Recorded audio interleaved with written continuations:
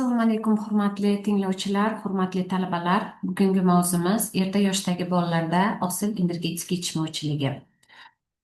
Ma'ruzamizning rejasi, demak, mavzuning dolzarbligini aniqlash, etiologiya patogenezi haqida tushuncha olish, klinika diagnostikasi haqida gapirib o'tamiz, davolash va profilaktika yo'llarini ko'rib chiqamiz.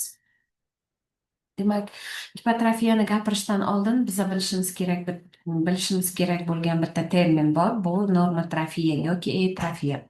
Bu o'z nomi bilan aytib turibdiki, bolaning normal bo'y uzunligi, tana massasi ko'rsatkichlari bilan xarakterlanib, terisi toza, tana skeleti to'g'ri rivojlangan, ishtahasi yaxshi, fiziologik ajratishlar chastotasi mo'tadil, toza pushti rangli shilliq qavatlarning bo'lishi, ichki a'zolar tomonidan hech qanaqa patologik o'zgarishlar bo'lmaganda, infeksiyaga nisbatan qarshiligi yaxshi bo'lganda, nerv psixik rivojlanishi va emotsional kayfiyati yaxshi holatdagi bolaning ko'rinishi hisoblanadi.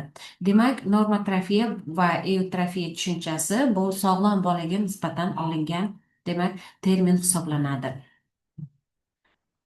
Bundan tashqari, demak, distrofiya terminimiz bor. Distrofiya bu ovqatlanishning surunkali buzilishi va modda almashinuvi o'zgarishi bilan kechadigan kasallik hisoblanadi. Asosan kichik yoshdagi bolalarda uchraydi. Buning sababi esa ularda modda almashinuvi jadal ekanligi, shu bilan birgalikda neyrogumoral boshqaruv va jigar faoliyati gomeostaz yetarlicha rivojlanmaganligi natijasida ovqatlanish tizimida chegaralangan, demak, o'zgarishlar kuzatiladi va natijada, demak, distrofiya kelib chiqadi. Distrofiya bu grekcha so'zdan olingan bo'lib, demak, oziqlanishning kamayishi degan ma'noni anglatadi. Distrofiya bola ovqatlanishining buzilishi va yoshiga qarab turli formalarda kechishi mumkin. Demak, erta yoshdagi bolalarda gipotrofiya ko'rinishida kechadi. Gipotrofiyada tana massasining bo'y uzunligiga nisbatan orqada qolishi hisoblanadi. Bundan tashqari gipostatura ko'rinishida kuzatilishi mumkin. Bunda bo'y uzunligi va tana massasining bir xilda kamayishi kuzatiladi. Paratrofiya ko'rinishida esa bo'y uzunligiga nisbatan tana massasining oshishi kuzatilishi mumkin. Yoki bo'lmasa tana massasi va bo'y uzunligining bir xilda oshishi. Bu holat paratrofiya ko'rinishi katta yoshdagi bolalarda semizlik termini bilan ham yuritiladi. Bundan tashqari, demak, alimentar marazm degan terminimiz bor. Alimentar marazm maktabgacha va maktab yoshidagi bolalarning o'ta ozg'inligi, demak, hisoblanadi. Shulardan eng birinchi biz ko'rib chiqadigan, demak, patologiyalardan bittasi bu gipotrofiya. Gipotrofiya grekcha so'zdan olingan bo'lib, gipopas, trofi ovqatlanish ma'noni anglatadi. Ya'ni ovqatlanishning surunkali buzilishi hisoblanadi. Bunda teri osti yog' qavatining kamayishi yoki yo'qolishi kuzatiladi. Demak, bolalarda bundan tashqari tana proporsiyasining buzilishi kuzatiladi. Ovqat hazm qilish va modda almashinuvining buzilishlari bilan kechadi va organizmning spetsifik, nospetsifik himoya kuchlarining pasayishi kuzatiladi bemorlarda. Turli kasalliklarga moyillik va jismoniy nerv psixik rivojlanishdan orqada qolish bilan ham xarakterlanadi. Tarqalishi bo'yicha, demak, gipotrofiya turli mamlakatlarda erta yoshdagi bolalar o'rtasida 7% dan 30% gacha holatlarda, demak, uchraydi. Ma'lumotlarga ko'ra esa, endi rivojlanayotgan mamlakatlarda gipotrofiyani uchrashi, demak, 20-30% erta yoshdagi bolalarda, demak, hozirgi kunda aniqlangan. Gipotrofiyani etiologiyasini ko'rib o'tganimizda eng asosiy, demak, sabablarni bittama-bitta ko'rib chiqishimiz kerak. Asosiy sabablardan, demak, bu ekzogen va endogen sabablarni ko'rib chiqamiz. Demak, gipotrofiyaning ekzogen sabablari. Ekzogen sabablari bir nechta omillar natijasida kelib chiqishi mumkin. Birinchisi alimentar omillar. Alimentar omillar o'z nomi bilan aytib turibdi, demak, ovqatlanish bilan bog'liq omillar hisoblanadi. Bunda birinchi navbatda ona tomonidan kuzatiladigan patologiyalar. Bu gipogalaktiya, ona tomonidan kuzatiladigan sut bezining yassi so'rg'ichlari va hokazolar bo'lishi mumkin. Bola tomonidan kuzatiladigan, demak, nuqsonlardan bu qusish, qayt qilish, pastki jag'ning kichikligi yoki bo'lmasa rivojlanmasligi yoki bo'lmasa yuqori lab va yuqori tanglayning demak nuqsonlari bilan namoyon bo'lishi mumkin. Bundan tashqari yoshiga mos kelmagan aralashmalar berish, qo'shimcha ovqatlarni kech kiritish yoki erta kiritish, sutkalik ratsionda oqsil, yog' va vitaminlar, temir va mikroelementlarning kamayishi natijasida ham alimentar omil sifatida bolalarda namoyon bo'lishi mumkin. Bundan tashqari, demak, infeksion omillar ham demak egzogen omillarga kiritiladi. Infeksion omillarni ichida eng ko'p uchraydigani demak homila ichi infeksiyalari, bu sitomegalovirus, torch infeksiyasi va hokazolar hisoblanadi. Bundan tashqari intranatal infeksiyalar, toksikoseptik holatlar, pilonefrit, siydik yo'llari infeksiyalari va hokazolar bo'lishi mumkin. Ko'pincha oshqozon ichak traktining infeksion jarohatlanishi natijasida ham ichakning shilliq qavatida morfologik o'zgarishlar kuzatilishi natijasida demak infeksion omil sifatida ko'rinishda namoyon bo'ladi. Bundan tashqari, demak, ichaklar tomonidan bo'ladigan o'zgarishlardan disbakteriozlar natijasida ham demak alimentar to есть gipotrofiya kelib chiqishi mumkin. Keyingi yana asosiy omillardan bittasi bu toksik omillar hisoblanadi. Toksik omillarga demak sifatsiz muddati o'tib ketgan demak sutli aralashmalarni qabul qilish, gipervitaminoz D va A va dorilar natijasida zaharlanishlar demak toksik omillar sifatida qaraladi. Ekzogen omillarning ikkinchi ekzogen omillardan tashqari ikkinchi demak omil bu endogen omillar hisoblanadi. Endogen sabablarga har xil demak bir nechta ko'rinishlari bo'ladi. Bunda ham birinchisi demak perinatal ensefalopatiyalar. O'z nomi bilan aytib turibdiki, demak bola demak tug'ilishdan oldin va tug'ilishdan keyingi ensefalopatiyalar hisoblanadi.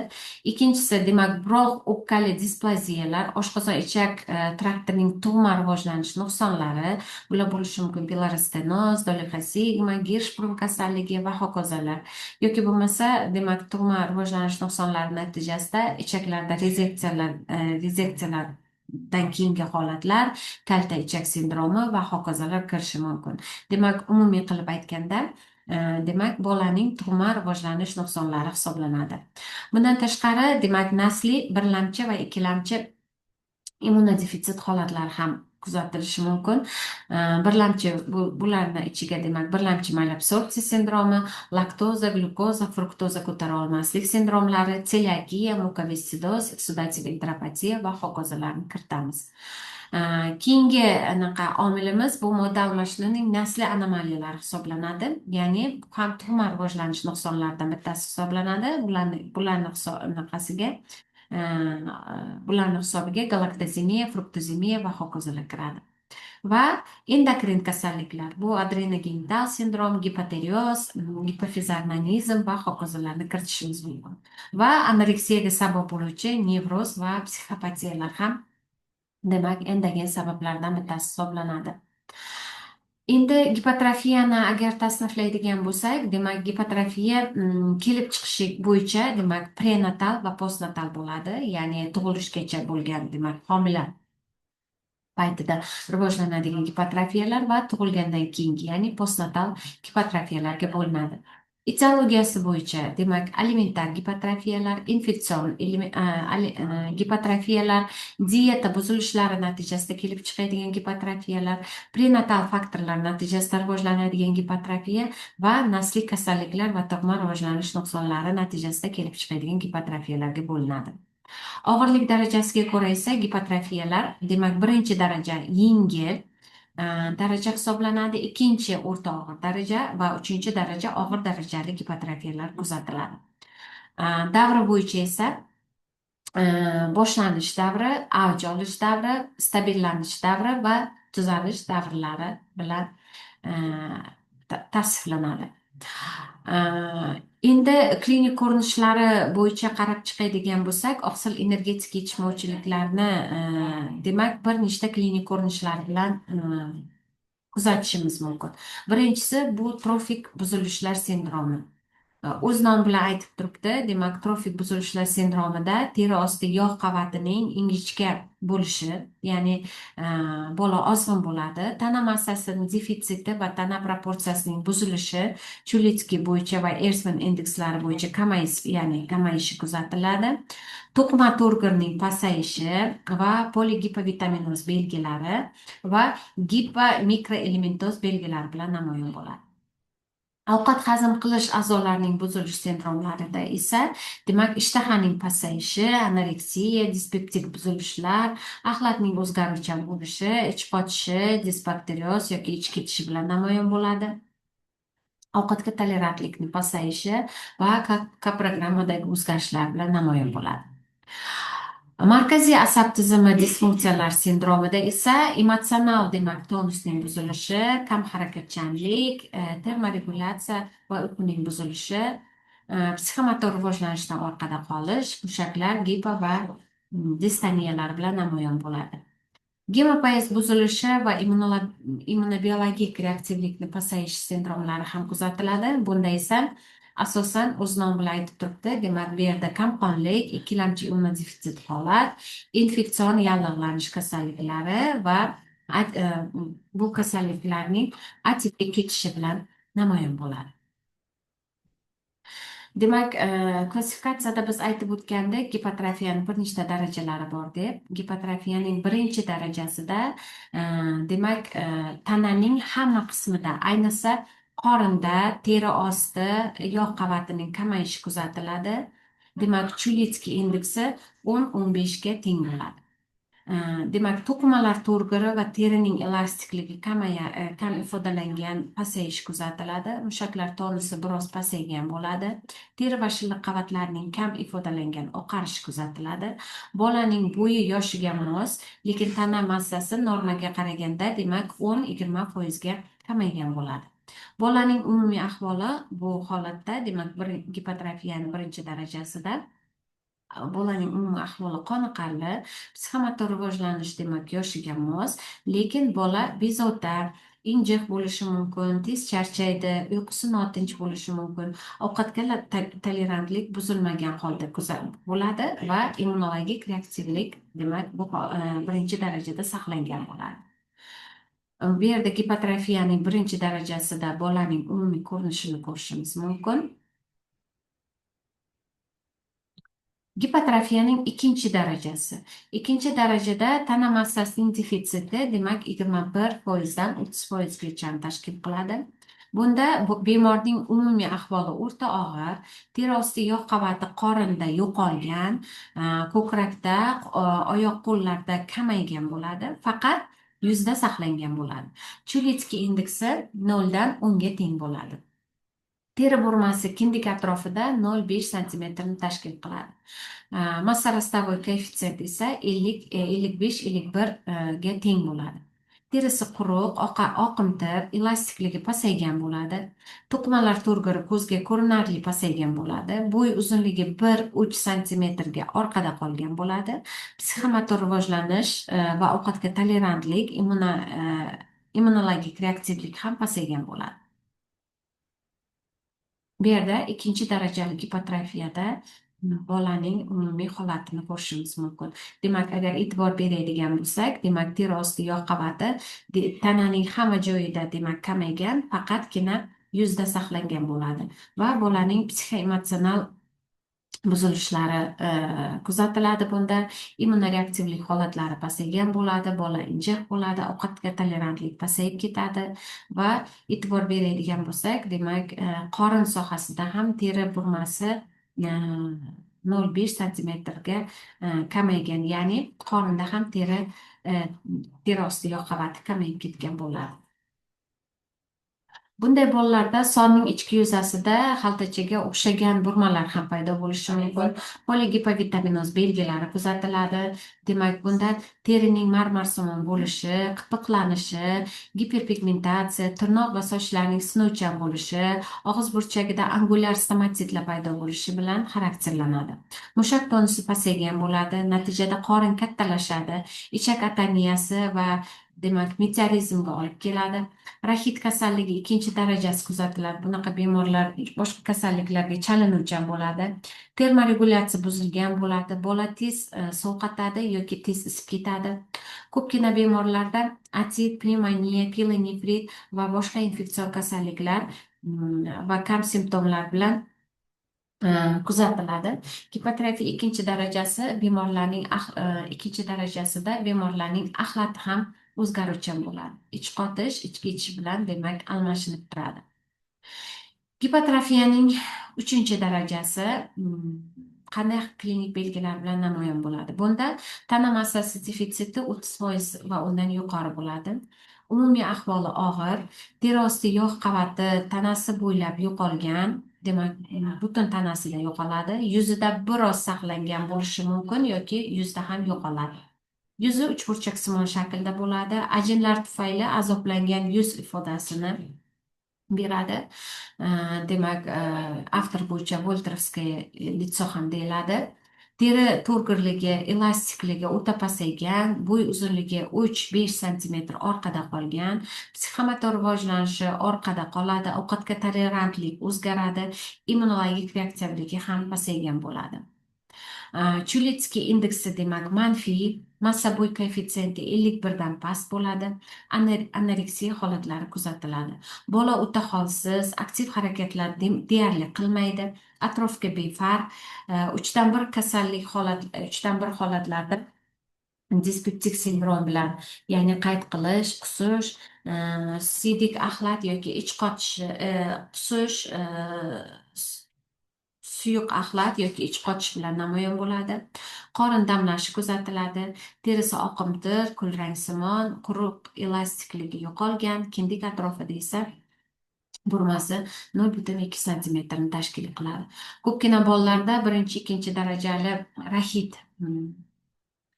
belgilari ham kuzatiladi, ya'ni qo'shimcha kasalliklar bilan namoyon bo'ladi. Polidifitsitli kamqonlik holatlari kuzatiladi. Disbakterioz ikkinchi, uchinchi darajasida kuzatiladi. Terminal davrda esa gipotermiya, bradikardiya, gipoglikemiya kabi holatlar bilan namoyon bo'ladi. Bu yerda ko'rishimiz mumkin gipotrofiyaning uchinchi darajasida bemorning umumiy ahvolini.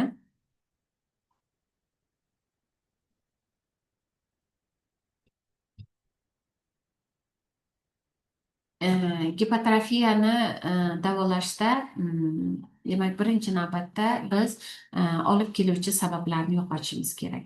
Bolani to'g'ri parvarishlashni demak yo'lga qo'yishimiz kerak. Ya'ni gipotrofiyani rivojlanishda birinchi navbatda demak olib keluvchi sabablardan tashqari bolani noto'g'ri parvarishlash ham gipotrofiyaga olib keladigan sabablardan bittasi hisoblanadi. Dieta terapiya, bundan tashqari o'rinbosar terapiya, organizm va bundan tashqari organizmni himoya kuchlarini korreksiyalash. Demak, yuqorida aytganimizdek, bular uchun yordamga keladigan demak terapiya bu vitamina terapiya, mikroelementozni bartaraf qilish, demak kamqonlikni bartaraf qilish kabi demak muolajalar bilan davolanadi. Birinchi darajali demak gipotrofiyada biza bilishimiz kerak bo'lgan asosiy anaqalar bu oqsil va oqsil yog' uglevodlarini to'g'ri korreksiyalab berish. Demak, oqsil va yog' uglevodlarini korreksiyalashda biz har bir bemorning darajasiga qarab demak korreksiyalaymiz. Birinchi darajali gipotrofiyada oqsil uglevodlar bo'lishi kerak bo'lgan massaga beramiz, ya'ni долженствующий вес deb ataymiz. Yog'lar esa hozirgi massa, ya'ni фактический вес qo'shamiz, demak bo'lishi kerak bo'lgan massa, ya'ni долженствующий вес buni demak 2 ga bo'lgan holatda demak umumiy massa chiqarilib, yog'lar o'sha massaga beriladi. Demak, misol qilib aytadigan bo'lsak, agar bola 1 yoshli 10 kilogramm bo'lishi kerak bo'lgan bo'lsa, birinchi darajali gipotrofiyada bola 8,5 kilogramm. Demak, 10 qo'shamiz 8,5 bo'lingan 2. Demak, bu taxminan 9 kilo 25 grammga to'g'ri keladi. Demak, yog'ni demak o'sha vesga beramiz. Ikkinchi, uchinchi darajada oqsil uglevod taxminiy bo'lishi kerak bo'lgan massaga beramiz, ya'ni примерно должностной vesga. Va ikkinchi darajada esa yog'lar taxminiy bo'lishi kerak bo'lgan massa plus hozirgi massa bo'lingan 2. Uchinchi darajada esa yog'lar hozirgi massa, ya'ni fakticheskiy vesga beramiz. Paratrofiyada esa demak oqsil yog' uglevodlar bo'lishi kerak bo'lgan massaga beriladi, ya'ni должностной vesga. Yog'lar esa taxminiy bo'lishi kerak bo'lgan massaga beramiz. Davolash. Men boya aytib o'tgandim, demak yog' oqsil va yog' uglevodlarni demak sutkalik dozasini bilishimiz kerak, ya'ni потребности. Demak yog'lar normada har bir bolani ehtiyojida demak 6-6,5 gramm na kilogramm berilishi kerak. Oqsillar tabiiy ovqatlanishda 2-2,5 gramm na kilogramm tashkil qiladi. Sun'iy ovqatlanishda esa 4-4,5 gramm na kilogrammni tashkil qiladi. Uglevodlar esa 14 gramm na kilogrammni tashkil qiladi. Davolashda men yuqorida aytib o'tganimdek, demak bemorlarni to'g'ri parvarishlash eng asosiy demak bizning yo'nalishlarimizdan bittasi hisoblanadi. Demak, ovqatlarni korreksiyalab berganimizdan so'ng bularda optimal rejim holatini belgilab berishimiz kerak. Bunda xona temperaturasi demak 24-25 gradusni tashkil qilish kerak. Xonani shamollatish, kuniga 1-2 marta xonani tozalab turish, toza havoda sayr qilish kabi muolajalarni ham bajarishimiz kerak. Gipotrofiyani birinchi darajasida uyda davolash mumkin, uyda qarash mumkin. Gipotrofiyani ikkinchi, uchinchi darajalarida statsionar sharoitda bemorlar qaraladi. Asosiy demak yo'nalishlarimizdan bittasi bu dieta terapiya. Gipotrofiyada dieta terapiyaning asosiy prinsiplari 3 fazali ovqatlanishdan iborat hisoblanadi. Birinchi, ovqatga tolerantlikni aniqlash davri, o'tuvchi davr va kuchli, ya'ni optimal ovqatlantirish davri hisoblanadi. Ovqatga tolerantlikni aniqlash davri demak gipotrofiyani birinchi darajasida 1-3 kunni tashkil qiladi, ikkinchi darajada 6-7 kunni tashkil qiladi, uchinchi darajada esa 10-14 kunni tashkil qiladi. Ovqatlanish soni gipotrofiyani birinchi darajasida 7 martagacha, ikkinchi darajada kuniga 8 marta, uchinchi darajada kuniga 10 martagacha ovqatlantiriladi. Sutkalik sut hajmining gipotrofiya birinchi darajasida 3dan 2 qismi beriladi. Gipotrofiyani ikkinchi darajasida demak sutkalik sut hajmi 2dan 1 darajasi beriladi va gipotrofiyani 3-chi darajasida 3dan 1 qismi tana massasiga nisbatan demak beriladi. Kaloraj esa quyidagicha bo'ladi. Gipotrofiyaning birinchi darajasida demak 100-105 kilokaloriya na kilogramm, ikkinchi darajada 75-80 kilokaloriya kilogrammiga va uchinchi darajada 60 kilokaloriya kilogrammga beriladi. Oqsil miqdori esa 2 gramm na kilogramm sutkasida beriladi. Birinchi darajali gipotrofiyada, ikkinchi darajali gipotrofiyada esa 1,5 gramm na kilogramm sutkasiga va uchinchi darajada 0,6-0,7 gramm na kilogrammni tashkil qiladi. O'tuvchi yoki oraliq davrda asosiy demak aralashmaga davolovchi aralashmalar qo'shiladi, ya'ni 3dan 1 qismiga qo'shiladi. Ya'ni tarkibida ona sutiga qaraganda ko'proq ingrediyentlar bor bo'lgan, demak moslashtirilgan aralashmalarni qo'shishimiz mumkin. Ovqatlanishning hajmi va tarkibini bolaning bo'lishi kerak bo'lgan demak og'irligiga qarab oshirib boriladi. Ratsionda ko'proq oqsil miqdorini oshirish uchun oqsil aralashmalari va mahsulotlari demak tavsiya qilinadi. Dieta terapiyani effektivlik mezonlarini aniqlashimiz uchun demak bemorning umumiy holatini kuzatamiz. Bunda demak qachon effektivli deb ayta olamiz? Qachonki emotsional holati bolani yaxshilansa, ishtahasi normallashsa, teri qoplamalari va to'qimalar to'rgiri holati yaxshilansa, kunlik tana og'irligi demak 20-30 gramm ko'payib borsa, Chulitskiy indeksi normallashsa va ovqat hazm bo'lishi esa mutadillashib borsa, Biz bilamizki, demak, dieta terapiya demak bemorga effektli hisoblanyapti. Bundan tashqari, dieta terapiyadan tashqari, demak, o'rinbosar davolash ham o'tkazamiz. O'rinbosar davolashdan ko'proq ferment preparatlaridan foydalanamiz. Bu oshqozon shirasi, xlorid kislota, pepsin, pankreatin, abamin, mezinforte, krion va panzinorin kabi demak ferment preparatlaridan. Ichak mikroflorasini yaxshilash uchun, demak, probiotik va probiotik va demak prebiotiklardan foydalanamiz. Bularga demak laktobakterin, bifidobakterin, bifidobakterin, xilokforte, lacidofil kabi demak preparatlardan foydalanamiz. Bu demak preparatlarni berish anaqasi 2 haftadan 4 haftagacha davom etishi kerak. Modda almashinuv jarayonini yaxshilash uchun albatta biz vitaminlardan foydalanamiz. Bunda A, E, C, B guruh vitaminlaridan, aratat kaliy sutkasiga 20 milligrammdan kilogrammdan demak 2 hafta davomida beramiz va demak anabolik gormonlardan ham foydalanishimiz mumkin. Demak, e'tiborlaringiz uchun rahmat.